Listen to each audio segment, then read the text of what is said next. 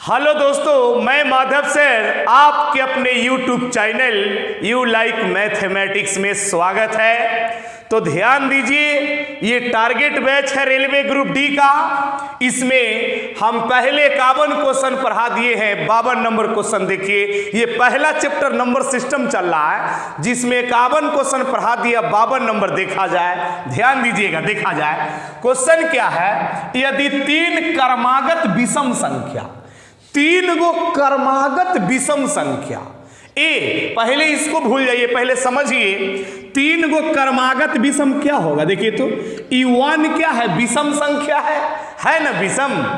और इसके आगे E3 क्या है, विषम संख्या है। इसके आगे 5 क्या है, विषम संख्या है।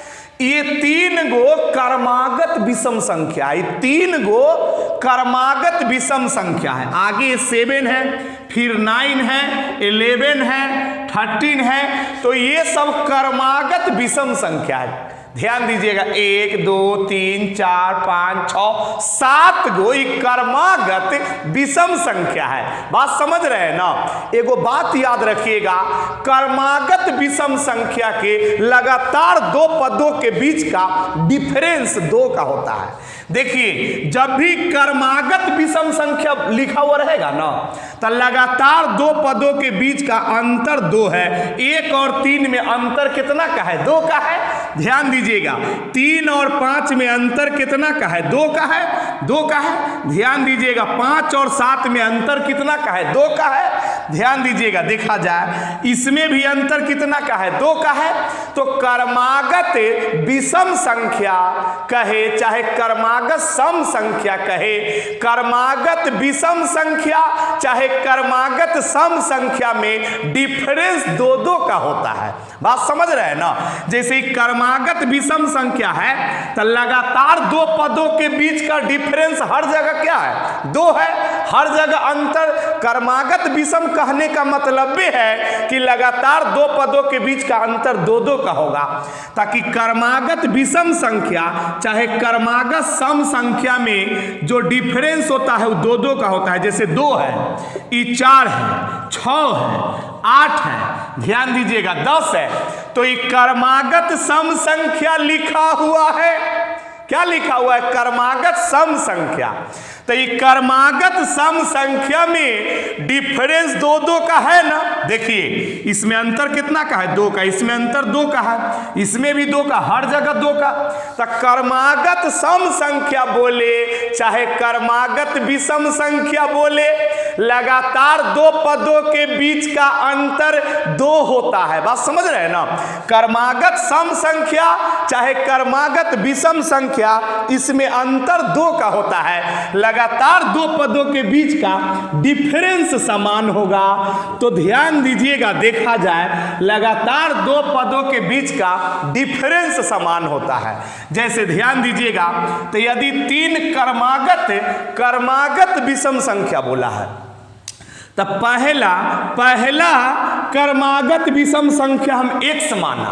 पहला क्रमागत ध्यान दीजिएगा हम क्या माना, x माना। तो ध्यान दीजिएगा, अगला हम मानेंगे x + 2। ध्यान दीजिएगा, फिर इसके आगे मानेंगे, ध्यान दीजिएगा, देखा जाए x प्लस क्या हो जाएगा, यहाँ पे 4 मानेंगे। ध्यान दीजिएगा, ताकि ये पहला क्रमागत संख्या है, दूसरा क्रमागत संख्या और ये तीसरा। 3 गो क्रमागत सम संख्या लगातार लेना है। तो यदि 3 क्रमागत विषम संख्या लेना है तो क्रमागत विषम संख्या में लिया। आप मने मने सोच रहे होंगे कि सर लिख रहे हैं सम संख्या, आप बोल रहे हैं कि विषम संख्या लिए हैं। हाँ, ये तीनों क्रमागत विषम है, सम नहीं है। ये तीनों क्रमागत विषम है, लेकिन आप कह रहे होंगे कि सर तब सम संख्या लिखे हुए हैं। बात वो नहीं है, बात ये है राइटर लोग किताब में पीछे से बनैले रहता है तो लड़का सब कंफ्यूज कर जाता है कि बोला है विषम संख्या, लिया है सम संख्या। ई पगला गया कि राइटर लोग आगे में क्वेश्चन में विषम बोल रहा है और ले रहा है सम संख्या। ये तो लगता है कि गलत ले रहा है, इसीलिए विद्यार्थी नहीं समझ पाता है। आज समझिए आप, अरे कर्मागत विषम के बीच का 2 का अंतर होता है, तो x प्लस 2 में अंतर कितना का है? 2 का है ना। जब भी कर्मागत विषम संख्या रहता है तो अंतर 2 का होता है। देखिए तो कर्मागत विषम है तो कर्मागत विषम में अंतर 2 का होता है ना, हर जगह तो 2 का अंतर होता है ना। तो कर्मागत विषम संख्या में डिफरेंस 2 का होता है। तो देखिए x और x प्लस 2 में 2 का अंतर है, x प्लस 2 और x प्लस 4 में 2 का अंतर है। तो ये तीनों कर्मागत विषम संख्या का योग बोला है, इसीलिए तीनों को जोड़ दिया। तीनों कर्मागत विषम संख्या का योग कितना है? 51 है। ध्यान दीजिएगा, देखा जाए तो तीनों का योग 51 है तो जोड़ दिया। अब ध्यान दीजिए, 1 x 2 x 3 x तो ये 3x हो जाएगा, और 4 और 2 6 हो जाएगा। ध्यान दीजिएगा, और यहाँ पे 51। अब ध्यान दीजिएगा 6 जाकर उधर घट जाएगा तो ये 3x और यहाँ 51, देखिए 51 है ना, 56 नहीं 51 है। ध्यान दीजिएगा, ये प्लस 6 है तो उधर जाएगा तो माइनस 6 होगा। ध्यान दीजिएगा, देखा जाए तो ये 3x अब 51 11 में से 6 जाएगा तो कितना हो जाएगा? 5 हो जाएगा। ध्यान दीजिएगा, देखा 11 1 में से 6 नहीं जाएगा तो 11 में से 6 जाएगा तो 5 हो जाएगा, ये 4 हो जाएगा। तो ध्यान दीजिएगा, ये 45 हो जाएगा, 3 से काटेंगे तो 15 तिया 45। तो x का वैल्यू कितना आया? 15। x का वैल्यू 15 आया। आपसे क्या पूछा है? अल्पतम संख्या। अल्प मतलब क्या? सबसे छोटा। अल्पतम संख्या मतलब सबसे छोटका संख्या पूछा है। तो सबसे छोटा इसमें 3 को माना था, एगो x माना था, x प्लस 2 माना था, x प्लस 4। तो सबसे अल्पतम मतलब सबसे छोटा, तो सबसे छोटी संख्या x माना था। यही तो पूछा है कि अल्पतम संख्या क्या होगी, तो यानी सबसे छोटी संख्या 15 होगा। हम इस पर अभी और चर्चा करेंगे, हम डीप ज्ञान देना चाहते हैं। उतारिए, ताकि इसमें फंसता है इसीलिए हम इस पर डीप बात करना चाह रहे हैं। उतारिए तो पहले इसको और बताएंगे। तो देखिए वही क्वेश्चन है, फिर से देखिए, फिर वही क्वेश्चन है, अभी क्वेश्चन चेंज नहीं हुआ है। यदि 3 कर्मागत विषम संख्या, तो हमने माना कि पहला है x प्लस 1, पहला संख्या माना x प्लस 1।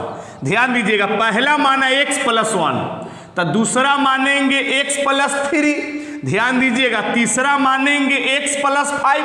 अरे 3 गो कर्मागत विषम लेना है।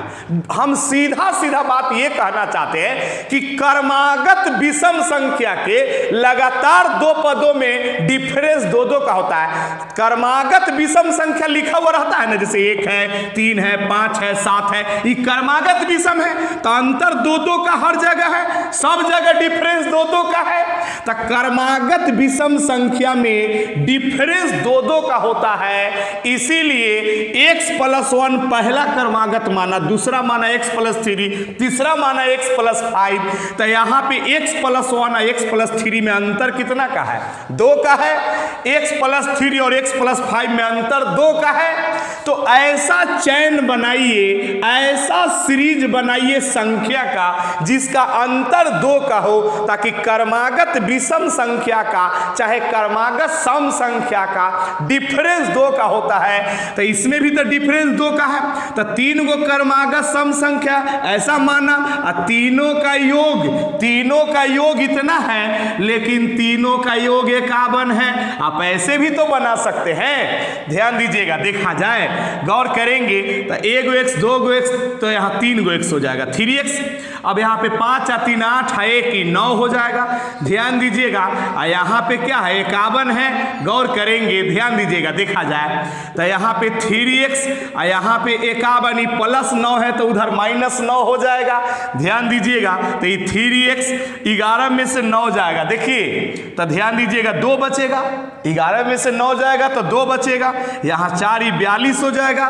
ध्यान दीजिएगा, देखा जाए, अब 3 से काटेंगे तो ध्यान दीजिएगा, देखा जाए 3 से काटिएगा तो 14 तिया 42। तो x का वैल्यू कितना हो जाएगा 14, x का वैल्यू 14 हो जाएगा ना। हो चलिए ध्यान दीजिएगा, x का वैल्यू 14। अब यहाँ पे समझिएगा, अब समझिए यहाँ पे देखिए ध्यान दीजिएगा, हमको सबसे छोटी संख्या, अल्पतम का मतलब क्या होता है? सबसे छोटी, यानी सबसे छोटी संख्या, सबसे छोटी संख्या पूछा है। तो सबसे छोटी संख्या ये तीनों जो माना है उसमें क्या है? x + 1 है, सबसे छोटी यही ना है, x + 1 है, x + 3 है, वो x + 5 है। तो x के जगह पर 14, एक इसमें है 14, एक 15। तो ध्यान दीजिएगा सबसे छोटी संख्या कितना है? 15। तो आप किसी भी तरीके से बनाओ आंसर तो वही आवेगा। बात समझ रहे हैं ना? तो ध्यान दीजिएगा, आप इसको उतार लीजिए, स्क्रीनशॉट लीजिए। तो ध्यान दीजिएगा, ये सवाल को गौर करेंगे, सवाल अच्छा है, ध्यान दीजिएगा। देखा जाए, एक स्कूल प्रातः 9 बजे चालू होता है। जैसे वो स्कूल स्टार्ट होता है कै बजे? 9 बजे। ध्यान दीजिएगा 9 बजे चालू होता है तथा प्रातः 11:51 बंद हो जाता है। मतलब स्कूल जो है 9 बजे स्टार्ट होता है, क्लास लगता है, क्लास 9 बजे लगता है और 11:51 पर छुट्टी हो जाता है स्कूल का। 4 कक्षा इतना देर में चलता है। 9 बजे स्टार्ट होता है, 11:51 पर छुट्टी हो जाता है और इतना ही देर में 4 गो पीरियड चलता है, 4 कक्षा चलता है, 4 पीरियड चलते हैं। 4 कक्षाएं 5 मिनट के अंतराल पर लगती है। मतलब 5-5 मिनट के अंतराल पर 4 गो कक्षा लगती है। प्रत्येक कक्षा की अवधि क्या है? पहले इस क्वेश्चन को मत समझिए, इसको नहीं समझिए, पहले इसको नहीं समझिए, पहले हम कुछ समझाते उसको समझिए। मान लीजिए ये आपको समझाने के लिए मैंने बनाया है, ध्यान दीजिएगा। देखा जाए ये क्वेश्चन है, ये तो आपको हम समझाने के लिए बनाया है। मान लीजिए कि 9 बजे क्लास स्टार्ट होता है। तो 9 बजे स्टार्ट होता है, मतलब क्लास यहाँ पे स्टार्ट होता है 9 बजे। ध्यान दीजिएगा, क्लास 9 बजे स्टार्ट होता है, मतलब स्कूल का टाइमिंग है कि 9 बजे स्कूल का क्लास लग जाता है। 9 बजे क्लास लगता है और 9 बजे क्लास स्टार्ट होता है। यहाँ पे स्टार्ट होता है कै बजे? 9 बजे क्लास स्टार्ट होता है और 1 बजे स्कूल का छुट्टी हो जाता है। मतलब 9 बजे स्कूल चालू होता है, क्लास स्टार्ट हो जाता है और 1 बजे समाप्त हो जाता है। बात समझ रहे हैं ना? 9 बजे से लेके 1 बजे तक में 4 गो पीरियड चलता है। कै पीरियड का क्लास चलता है? 4 पीरियड चलता है। देखिए 9 बजे से 1 बजे तक में 4 पीरियड का क्लास चलता है। 1-1 घंटा का, 1-1 घंटा का 4 पीरियड चलता है।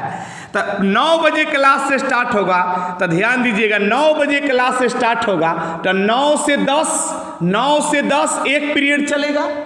तो यहाँ 9 बज रहा है तो यहाँ क्या बजेगा? 10 बजेगा। तो जब 10 बजता है तो 9 से 10 में 1 पीरियड चलता है, पहला पीरियड है। फिर 10 से 11 में दूसरा पीरियड चलता है।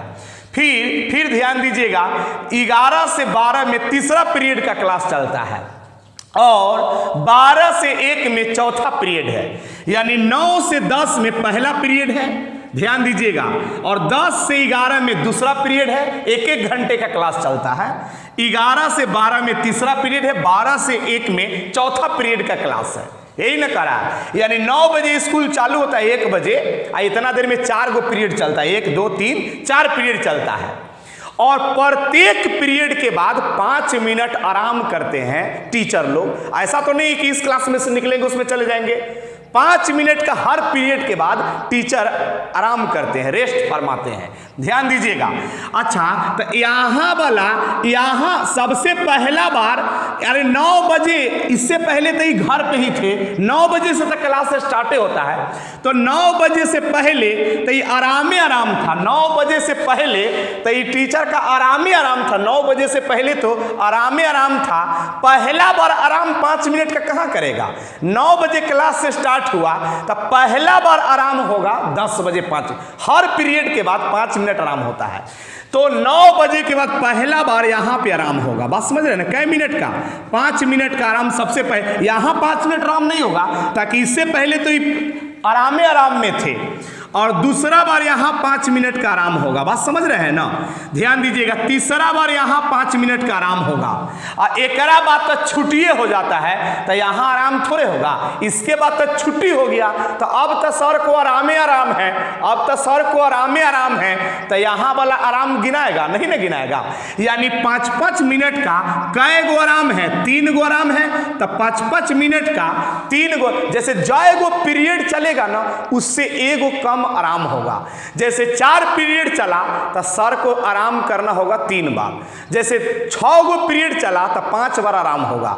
9 गो पीरियड चला तो 8 बार आराम होगा। यानी जितना पीरियड चलेगा उससे 1 बार कम आराम होगा। रेस्ट, आराम मतलब क्या, रेस्ट। ध्यान दीजिएगा। तो ये बात अब समझ गए हैं तो अब आपको समझ में आएगा। देखिए यहाँ पे ध्यान दीजिएगा, देखा जाए बात को समझिएगा क्या है, देखते जाइए, ध्यान दीजिएगा। एक स्कूल प्रातः 9 बजे चालू होता है तो 9 बजे चालू होता है और 11 बज के प्रातः 11:51 बजे बंद हो जाता है। तो 9 बजे से 11:51 तक में कितना समय हुआ देखेंगे। तो 9 बजे से 11:51 तो 9 और 2 11, 2 घंटा तो ही हो गया। 9 बजे 9 और 2 11, 2 घंटा 51 मिनट। टोटल स्कूल कितना देर चलता है, कुल समय, कुल स्कूल का टाइमिंग क्या है, ध्यान दीजिएगा। कुल समय कितना हो गया, ध्यान दीजिएगा, ध्यान दीजिए। 9 बजे शुरू हुआ 11:51 तो 9 2 11 यानी 2 घंटा तो ये हो गया। तो 2 घंटा में होता है, 2 घंटा में 120 मिनट होता है। 2 घंटा में 120 मिनट ना, 1 घंटा में 60 मिनट तो 2 घंटा में 120 मिनट तो 120 मिनट ही है और फिर 51 मिनट इधर है। यानी टोटल स्कूल चलता है 171 मिनट। बात समझ में आ रहा है, 171 मिनट टोटल स्कूल चलता है। देखिए 120 मिनट और फिर 51 मिनट, यानी इसको जोड़ेंगे तो 171 मिनट टोटल स्कूल चला है। तो 171 मिनट चला है तो 171 मिनट पढ़ाइए हुआ है नहीं, 171 मिनट पढ़ाइए हुआ है नहीं। उसमें ध्यान दीजिए 4 गो पीरियड है, 4 कक्षाएं हैं। जैसे 171 मिनट में 4 गो पीरियड चलता है, 4 कक्षा चलता है और 5-5 मिनट का आराम है। ध्यान दीजिएगा। तो सबसे पहले 5-5 मिनट का आराम है। 4 गो कक्षा है, कक्षा 4 गो है तो आराम 3 बार होगा, नहीं समझे। जय गो कक्षा रहता उससे 1 बार कम आराम। 4 गो पीरियड चला है तो अभी नहीं दिखाए थे कि 4 पीरियड है तो आराम 3 बार होगा। तो 5-5 मिनट का आराम। ध्यान दीजिएगा। अब अवकाश कहिए चाहे आराम कहिए तो ध्यान दीजिएगा, देखा जाए रेस्ट भी कहिए, यानी आराम होगा। ध्यान दीजिएगा कितना आराम होगा, कितना 5-5 मिनट का 3 बार आराम होगा। 4 गो कक्षा है, एक कर मतलब कि आराम 3 बार होगा। तो 15 मिनट का आराम होगा, 15 मिनट का आराम होगा। ध्यान दीजिएगा। तो टोटल 171 मिनट में से 171 मिनट में से टोटल 171 मिनट में से 15 मिनट घटा देंगे। 171 मिनट में से 15 मिनट घटा देंगे तब बाकी जो शेष टाइम है, शेष टाइम स्कूल चलेगा, नहीं समझे। यानी शेष समय जो है, शेष समय जो, ध्यान दीजिएगा, उस शेष समय में क्लास चलेगी। बात समझ रहे हैं ना। शेष समय में क्लास लगेगा। तो 171 मिनट में से ही 15 मिनट घटा देंगे तो देखिए 11 में से ही 5 जाएगा। ध्यान दीजिएगा, देखा जाए 1 में से 5 जाएगा, नहीं ना जाएगा। तो ध्यान दीजिएगा 11 में से 5 घटाइएगा तो 11 में से 5 घटाइएगा तो 6 बचेगा ना। 11 में से 6 5 11 तो 11 में से 5 घटाइएगा तो 6 बचेगा। यहाँ कितना हो गया 6 में से 1 घटेगा तो ये कितना हो जाएगा 5 हो जाएगा। 6 में से 1 घटेगा तो ये 5 हो जाएगा और यहाँ पे 1, यानी टोटल 156 मिनट क्लास चलता है।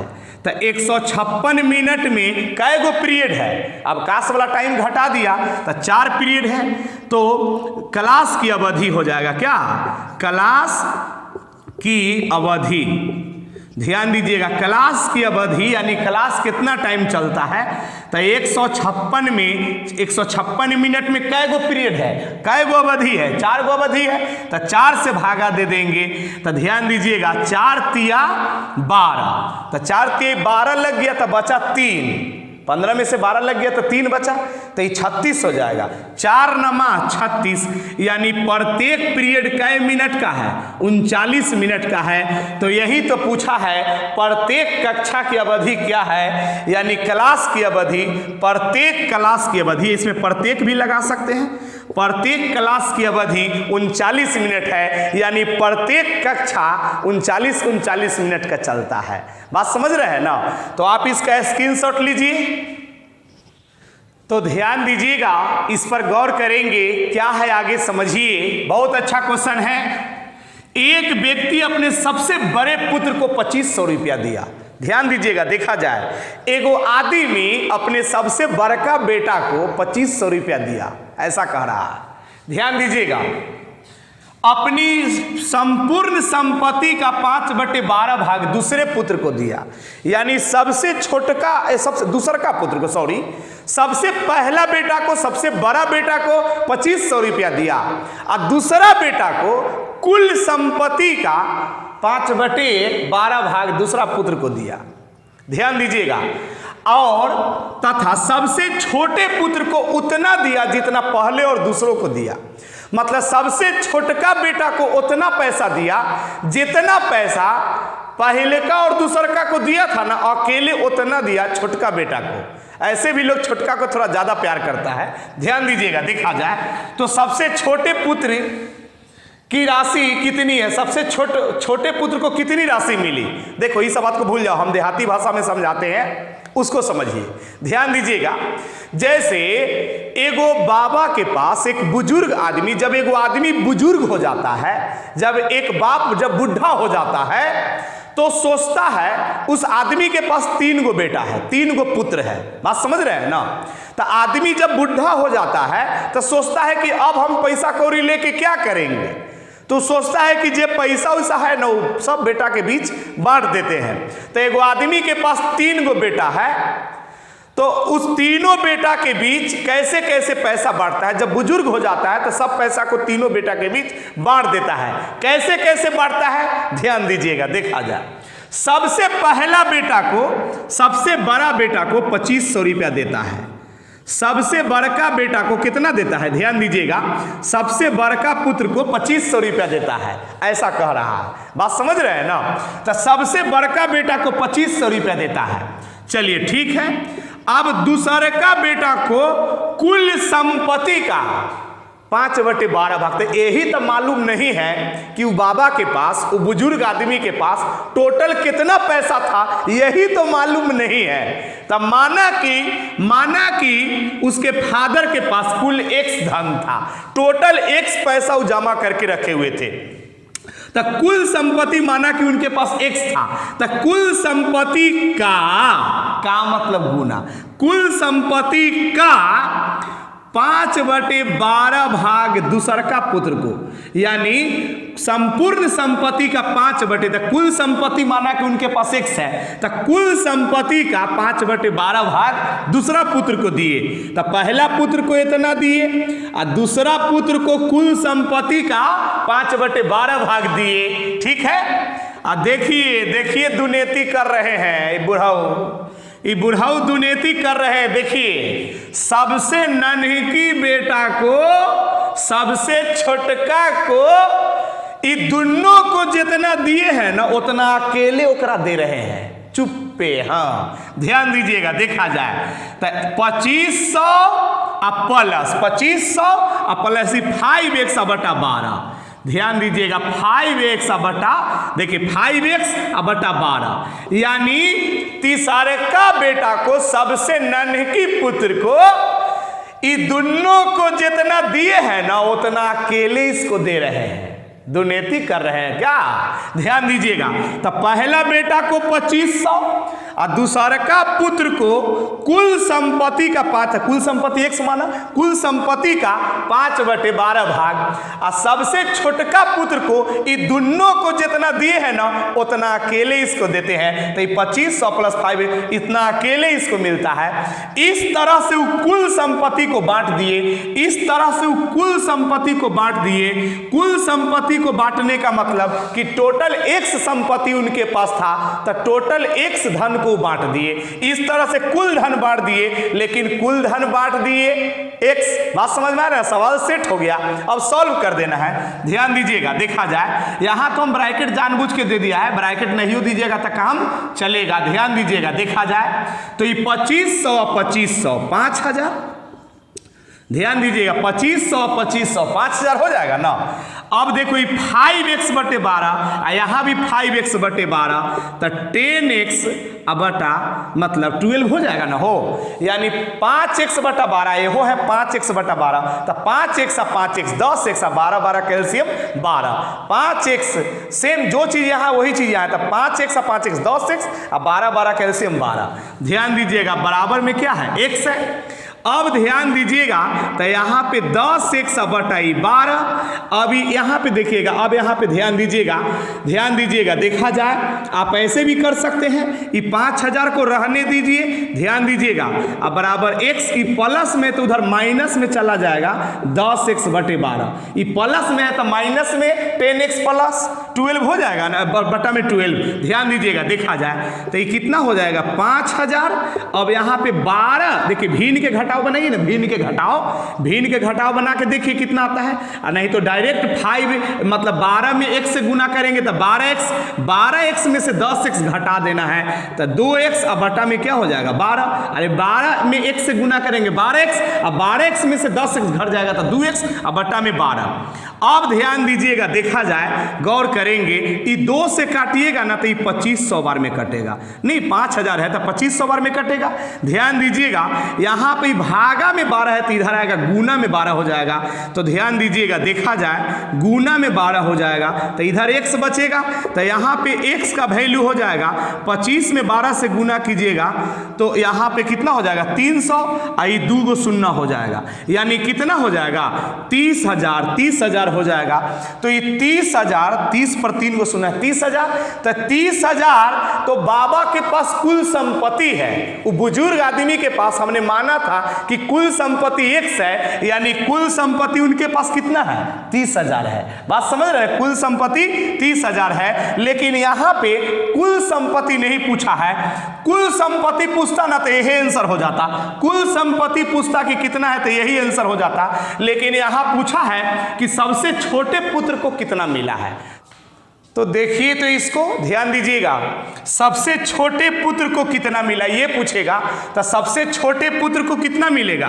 ध्यान दीजिएगा, सबसे छोटे पुत्र को कितना मिलेगा, देखिएगा 2500 अब प्लस यहाँ पे 5x बटा में 12 है। ध्यान दीजिएगा, तो सबसे छोटे पुत्र को मिला 2500। ध्यान दीजिएगा, सबसे छोटे पुत्र को 2500 प्लस 5 x के जगह पर ही 30,000 डाल देंगे।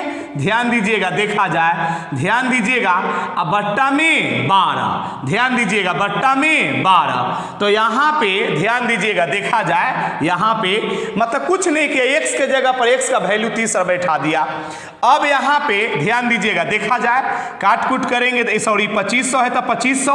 अब यहाँ पे काट कुट कीजिएगा, यहाँ पे ध्यान दीजिएगा, देखा जाए यहाँ पे काटेंगे, ध्यान दीजिएगा 12 के पहाड़ा से ही काटिएगा ना तो ध्यान दीजिएगा ये 2500 बार में कट जाएगा। ध्यान दीजिएगा 12 के पहाड़ा से 300 कटेगा 25 बार में। ध्यान दीजिएगा 2 शून्य 2500, हाँ तो ध्यान दीजिएगा 25 पचे 125, 25 पचे 125, आप इस पर डबल शून्य हो जाएगा। ध्यान दीजिएगा, देखा जाए तो फिर यहाँ पे इन दोनों को जोड़ देंगे तो यहाँ पे जोड़िएगा तो कितना हो जाएगा 0, फिर जोड़ेंगे तो ये 0, 5 अपन 10 के 0 हासिल 1, 2 2 4 1 5। ध्यान दीजिएगा, अब फिर यहाँ पे 1, यानी कितना हो जाएगा 15,000। उतार लीजिए, स्क्रीनशॉट लीजिए, हम उम्मीद करते हैं कि समझ गए होंगे।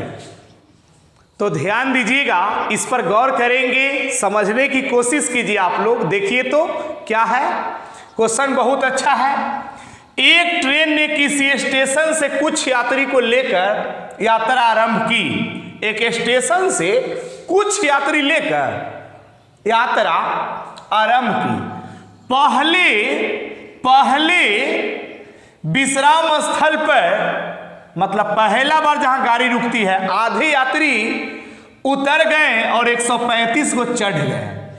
दूसरे मतलब विश्राम स्थल पर, मतलब दूसरा स्टेशन पर 1/3 भाग यात्री उतर गए और 110 यात्री चढ़ गए। तब ट्रेन अपने गंतव्य स्थान की ओर 350 यात्री के साथ चल दी।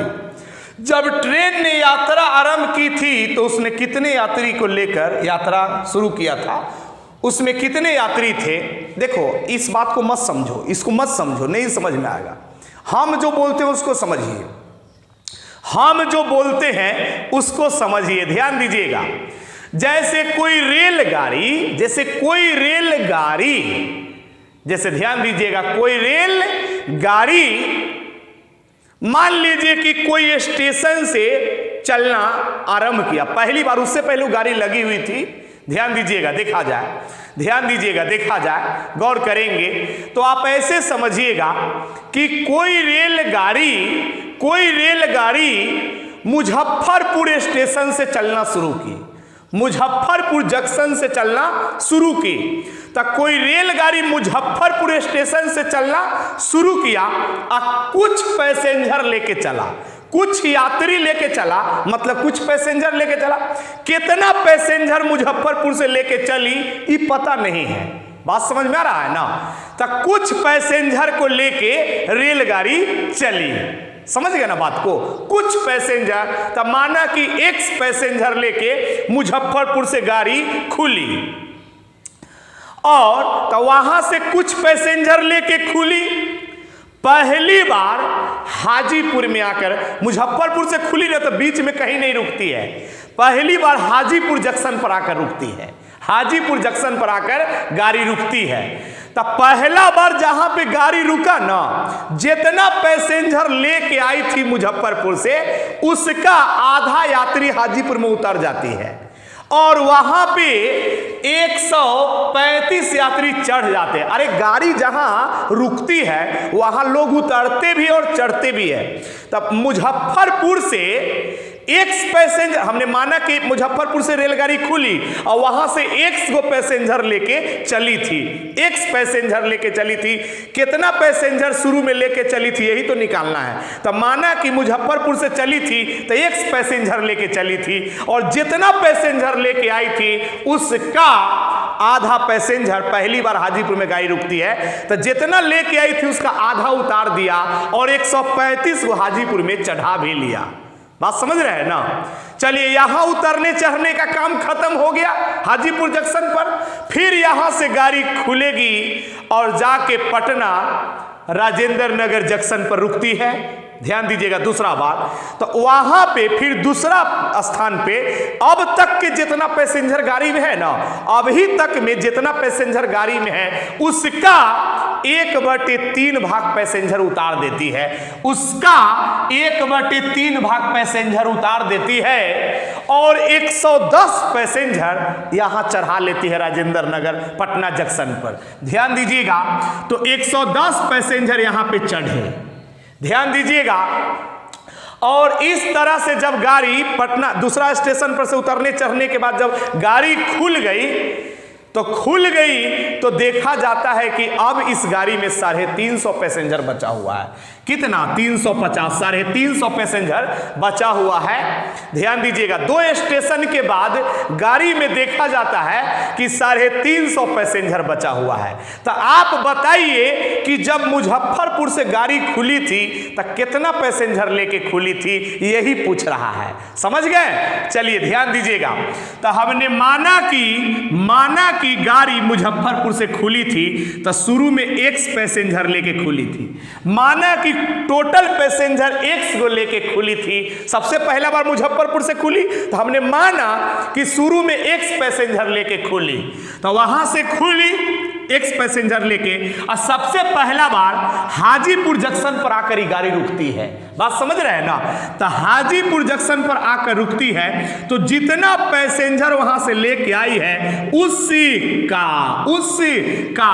आधे यात्री उतर गए, उसका आधा यात्री उतर गए। तो इतना का आधा मतलब 1/2, जितना लेके आई थी उसका आधा उतर गए। अरे तो आधा उतर गए तो आधे न बच गया, उतर गया, उसको गोली मारिए ना, गाड़ी में है उसको देखिए।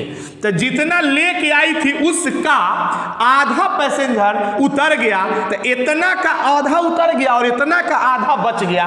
तो ये बचला हवा आधा उतर गया, तो इतना का आधा बचा हुआ, आधा उतर गया तो आधा बचा हुआ। चलिए उतरने का काम हो गया। अब यहाँ पे चढ़ रहा है 135 यात्री, 135 यात्री, 135 यात्री चढ़ गए। तो ध्यान दीजिएगा, देखा जाए तो चढ़ गए मतलब जुट गए। पहला स्टेशन पर उतरने चढ़ने का काम खत्म हो गया, हाजीपुर जंक्शन पर उतरने चढ़ने का काम खत्म हो गया।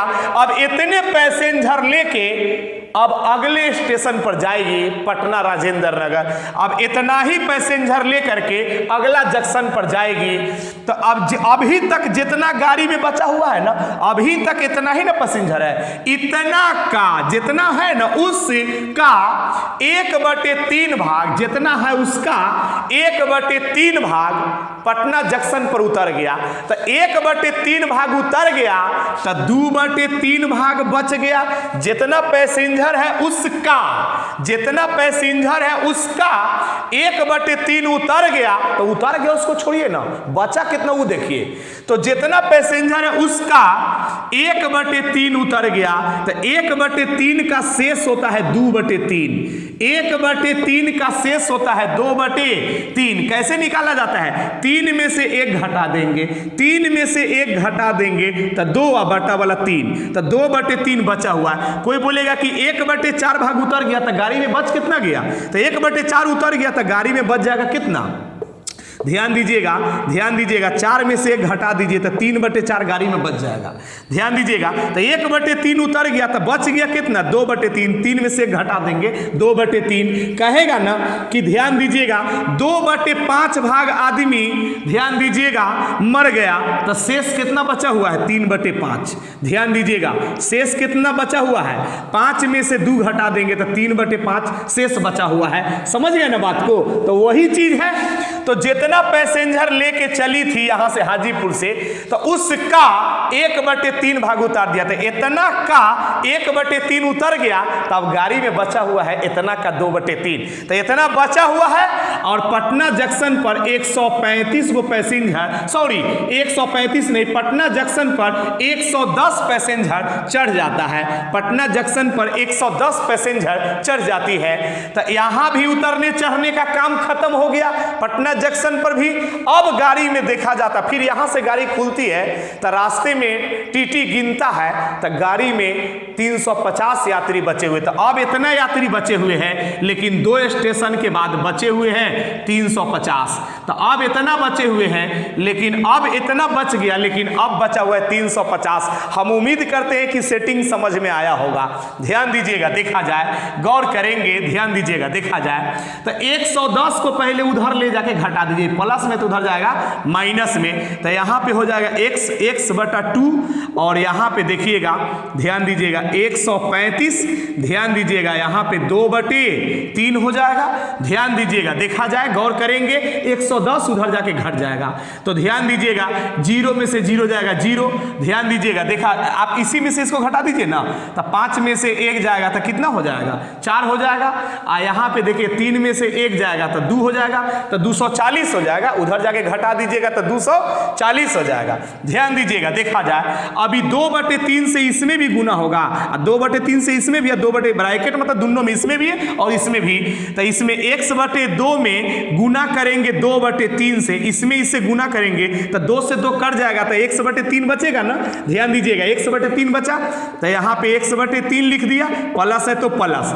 अब यहाँ पे ध्यान दीजिएगा 135 में गुना करना है 2/3 से, 135 में 2/3 से, तो 3 से काटिएगा तो 3 चौका 12, 3 पचे, देखिए 12 लग गया, तो 1 तो 3 पचे 15, तो 45 दूनी 90, इसको गुना किया है तो 45 दूनी 90 बच गया है। तो यहाँ पे आप 90 लिखिए, ध्यान दीजिएगा, देखा जाए, और यहाँ पे 240, 90 जाके उधर घट जाएगा। ध्यान दीजिएगा 90 जाके उधर घट जाएगा। तो ध्यान दीजिएगा 90 घटा दीजिएगा 240 में से, तो कितना बच रहा है? ध्यान दीजिएगा, अब यहाँ पे देखिएगा, ध्यान दीजिएगा, देखा जाए यहाँ पे देखेंगे x बटे क्या है 3 है, x बटे 3 है। अब यहाँ 0 में से 0 जाएगा तो 0 न बचेगा। ध्यान दीजिएगा, देखा जाए 14 में से 9 जाएगा तो कितना बचेगा 5 बचेगा, और यहाँ पे 1 बचेगा तो ये 150 हो जाएगा। ध्यान दीजिएगा, ये भागा में है तो इधर जाएगा गुना में, तो यहाँ पे देखेंगे 15 या 45 यानी 450, यानी ध्यान दीजिएगा x का वैल्यू कितना है 450, x का वैल्यू कितना है 450। आप यहाँ पे देखेंगे, बात को समझिएगा, देखिए यहाँ पे आप गौर करेंगे तो पूछा था कि शुरू में कितना पैसेंजर लेके चली तो उसमें कितने यात्री थे, बोला आरंभ की थी तो उसमें कितना यात्री थे, यानी जब ट्रेन ने यात्रा आरंभ की थी तो उसमें कितना यात्री थे, तो हमने माना कि 100 गो पैसेंजर लेके चला था, यानी मुजफ्फरपुर से गाड़ी 450 पैसेंजर लेके चली थी। स्क्रीनशॉट लीजिए, उतार लीजिए इसको। तो ध्यान दीजिएगा, सवाल बहुत अच्छा है, इस पर गौर करेंगे, देखते जाइए। एक बैग मतलब एगो झोला में एक बैग में 1 रुपया 50 पैसे और 10 पैसे के सिक्के हैं, मतलब एगो बैग में 3 तरह का सिक्का है। 1 रुपया वाला भी सिक्का है, अठन्नी मतलब क्या 50 पैसे वाला भी सिक्का है, और 10 पैसा ही का भी सिक्का है, 10 पैसे वाला भी सिक्का है। यानी एगो बैग में 3 तरह का सिक्का है, 1 रुपया वाला, 50 पैसा वाला और 10 पैसा वाला, 3 तरह के सिक्के हैं। 1 रुपये और 50 पैसे के सिक्के का अनुपात दिया हुआ है।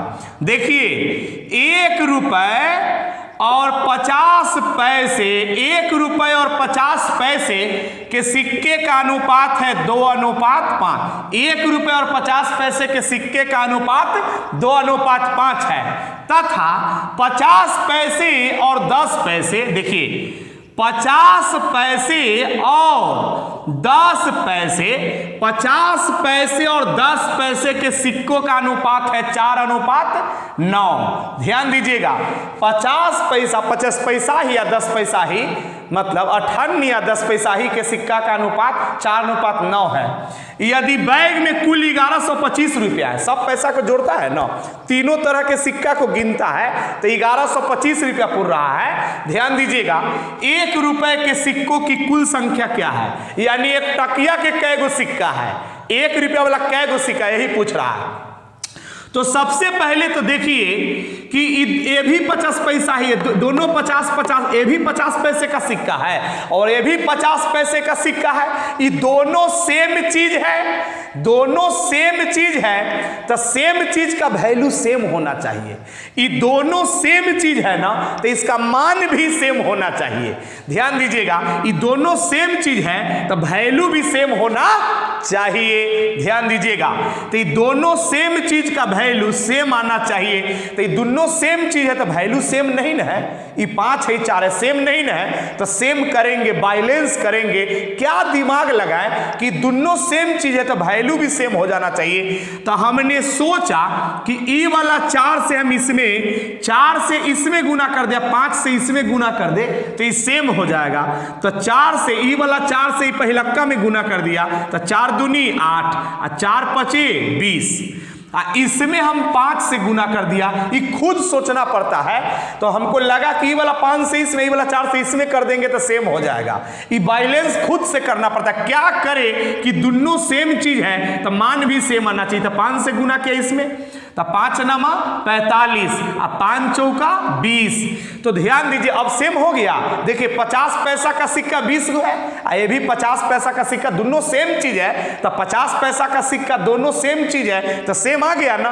नाउ अब नाउ मतलब अब 1 रुपए का सिक्का, देखिए 1 रुपए का सिक्का, 50 पैसे के सिक्का और 10 पैसे के सिक्का है। तो 1 रुपया वाला कै गो सिक्का है 8 गो। ध्यान दीजिएगा, अब 50 पैसा वाला सिक्का कै गो है 20 गो। ध्यान दीजिएगा, देखा जाए 50 पैसा वाला 20 गो सिक्का है। अब ध्यान दीजिएगा 10 पैसा वाला कै गो सिक्का है 45 गो। तो इस सिक्कों की संख्या पता चल गया। तो इस सिक्कों की संख्या हो गया, इस सिक्कों का संख्या 8, 20 और 45।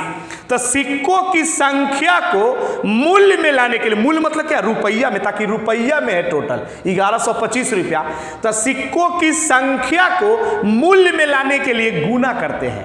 सिक्कों की संख्या, इसको मूल्य में, मूल्य मतलब क्या, रुपया, तो मूल्य मतलब रुपया में लाने के लिए, सिक्कों की संख्या को रुपया में लाने के लिए, देखिए 8 गो सिक्का है एक टकिया का, 1 रुपया वाला कै गो सिक्का है, 8 गो है, तो 8 गो सिक्का है, तो इसमें 8 रुपया ना होगा, तो इसमें 1 से क्यों गुना हुआ जानते हैं, ताकि 1 टका में 1 रुपया में 1 गो ना सिक्का होता है, 1 रुपया का सिक्का रहेगा तो 1 रुपया में तो 1 गो सिक्का होता है, इसीलिए 1 से गुना था।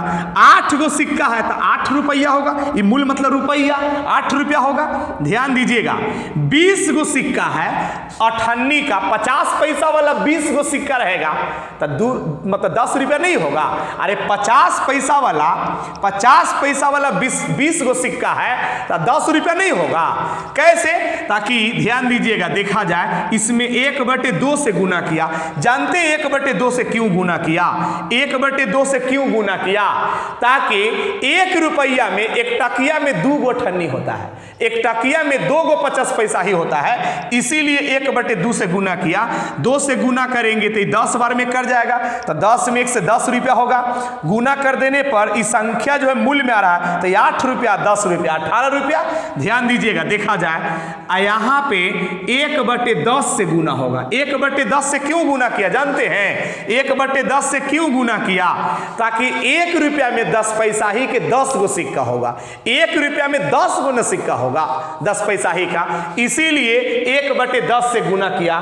ध्यान दीजिएगा, देखा जाए तो यहां से 10 हटेगा ना तो यहां पे को दशमलव पड़ जाएगा, यहां से 10 हटेगा तो दशमलव, तो देखो ये 8 रुपया और यहां पे 10 में 1 से गुना किया तो 10 रुपया, तो 8 रुपया 10 रुपया 18 रुपया, आई 4.5 हो जाएगा। जानते हैं काहे 4.5 हो जाएगा, 4.5, ताकि नीचे से एगो 0 हटता है ना तो 1 अंक के बाद दशमलव पड़ता है। तो देखिए 8 रुपया और 10 रुपया 18 रुपया और 4.5, 18 रुपया 4.5 रुपया, 18 4 22, 22.5 रुपया हो जाएगा। ध्यान दीजिएगा, देखा जाए तो ध्यान दीजिएगा, यानी 22.5 रुपया हो गया टोटल पैसा, सब मूल मतलब रुपया, 8 रुपया 10 रुपया 18 और 4 22.5 रुपया हो जाएगा ना, तो टोटल 22.5 रुपया है, लेकिन टोटल है 1125 रुपया, तो टोटल 22.5 रुपया, कुल अनुपात में अनुपात 22.5 रुपया, लेकिन है 1125 रुपया।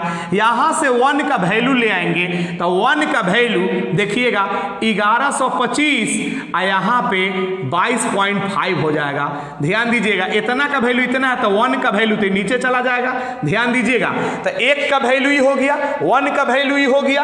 अब ध्यान दीजिए, 1 का वैल्यू हो गया, हमको पूछा है 1 रुपए के सिक्कों की कुल संख्या क्या है, मतलब 1 रुपया वाला कै गो सिक्का है, तो 1 रुपए के सिक्कों की संख्या, ध्यान दीजिएगा 1 रुपए के सिक्कों की संख्या, ध्यान दीजिएगा 1 रुपए के सिक्के कितना होगा, तो 1 रुपए के कै गो सिक्का होगा जानिए, 1 रुपए के कै गो सिक्का होगा जानिए, तो 1 रुपए के सिक्का कै गो है, 8 गो सिक्का की संख्या कै गो है, सिक्कों की संख्या पूछा 1 रुपया वाला, तो 1 रुपया वाला सिक्कों की संख्या कै गो है, 8 गो है। 1 रुपया वाला सिक्कों की संख्या कितना है, 8 है, तो 1 का वैल्यू इतना है, तो 8 का वैल्यू कितना होगा, तो 1 के वैल्यू से इसमें गुना कर देंगे, तो 1125 और यहां पे 22.5 हो जाएगा। ध्यान दीजिएगा, देखा जाए तो यहां पे देखिएगा, यहां पे गौर करेंगे, आप समझ रहे हैं इस बात को, ध्यान दीजिएगा 1 का वैल्यू इतना तो 8 का वैल्यू कितना, तो यहां पे एगो दशमलव हटेगा तो एगो 0 पड़ेगा, दशमलव हटेगा तो एगो 0 पड़ेगा। आप इसको काट के देखिए तो यहां पे 225 से कै बार में कटेगा, 5 बार में, एगो 0 50, तो 50 बार में कर जाएगा। तो यहां पे ध्यान दीजिए 8 25 40 यानी 400, यानी 1 रुपए के सिक्कों कितना है, 1 रुपए के सिक्कों की संख्या कितना है, 400 सिक्का है 1 रुपया वाला। आप इसको उतार लीजिए, स्क्रीनशॉट लीजिए। तो ध्यान दीजिएगा, इस सवाल को गौर से देखिए क्या कह रहा है। देखिए यहां पे कुछ संतरे 40 बच्चे में बराबर बांटे गए, एक कुछ संतरा संतरा कितना है ये मालूम नहीं है। कुछ संतरा 40 बच्चा के बीच बराबर बराबर बांटे गए। तो ध्यान दीजिएगा, कुछ संतरा यानी संतरा मान लिया कि टोटल 100 गो है, संतरा माना कि 100 गो है और 40 बच्चों में बराबर बराबर बांटना है तो टोटल संतरा 100 माना है। तो टोटल संतरा में 40 गो बच्चे में बराबर बराबर बांटना है तो 40 से भागा दे देंगे तो प्रत्येक बच्चा को बराबर बराबर मिल जाएगा ना, यानी प्रत्येक बच्चा को इतना इतना मिलेगा। ध्यान दीजिएगा, यदि 20 बच्चे अधिक होते तो प्रत्येक को 5 संतरा कम मिलता। सही बात है, जब बच्चा ज्यादा होगा, बोल रहा है कि अगर 20 बच्चा ज्यादा होता ना तो पहले से सबको 5-5 गो संतरा कम मिलता। सही बात है कि आदमी ज्यादा होगा तो संतरा सबको कम कम मिलेगा, तो पहले से 20 गो ज्यादा हो जाने से अब सबको 5-5 गो संतरा कम मिलते हैं। तो कितने संतरे बांटे गए, यही ना पूछ रहा है। ध्यान दीजिएगा, तो माना कि संतरा 100 गो है तो एक संतरा को 40 बच्चा के बीच बांटेगा तो प्रत्येक बच्चा को इतना इतना मिलेगा।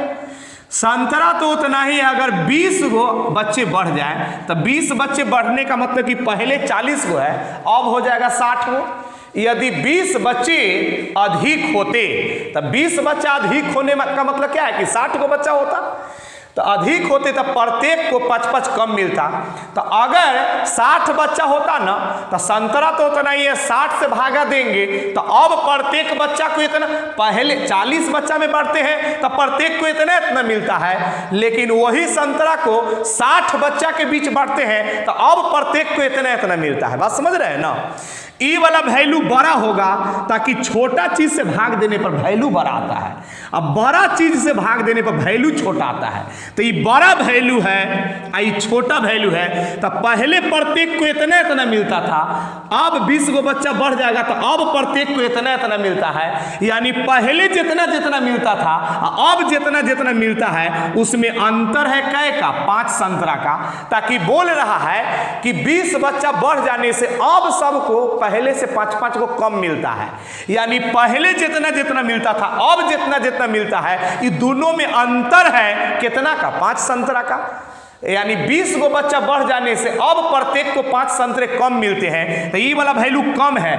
बड़ा चीज से भाग दीजिएगा ना कोई भी चीज में, जैसे ये 20 है ए में 5 से भाग दीजिए, ये 20 है में 4 से भाग दीजिए, तो ये छोटा चीज से भाग दिए हैं तो वैल्यू बड़ा आया है, अब बड़ा चीज से भाग दिए तो वैल्यू छोटा आया है, तो बड़ा चीज से भाग देंगे तो ये वैल्यू छोटा, तो अब वाला वैल्यू पहले वाला वैल्यू से 5-5 का मतलब पहले जितना जितना मिलता था अब जितना जितना मिलता है, दोनों में अंतर है कैसे संतरा का, 5 संतरा का। एलसीएम ले लीजिए इसका 120 हो जाएगा, 40 से कै बार में, 3 बार में, तो 3 से ऊपर का में गुना करेंगे 3x, 60 से 2 बार में तो 2 से गुना करेंगे तो 2x, अब बराबर यहाँ 5, तो 3 गो x में से 2 जाएगा, 1 गो x बट्टा में 120, यहाँ पे 5 है, यहाँ भागा में इधर गुना में, यहाँ पे 12-5 60, 12-5 60, यानी कितने संतरे बांटे गए, तो माना कि 1 संतरा बांटा गया, यानी 600 संतरा बांटा गया।